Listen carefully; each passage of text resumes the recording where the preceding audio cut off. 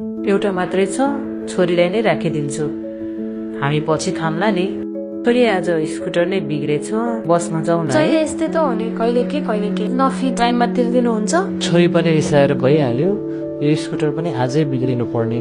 झन् अफिस छिटो गएर पैसा अलिकति माग्छु भनेको, अस्ति भर्खर पैसा मागेको, फेरि कसरी माग्ने होला। झन् अफिस आउन पनि ढिलो भयो आज। छोरीको फीको लागि मात्र हो सर, अब यस्तो गर्दिन। ल पछि यस्तो नहोस् नि फेरि। यति पैसा भए पनि जम्मा भएछ, छोरीको फी तिर्न त पुग्छ होला यतिले। हेर त, मैले यति पैसा जम्मा गरेछु नि। कहिले छोरीले भनेको सबै पुरा गरिदिन सक्ने होला है हामीले।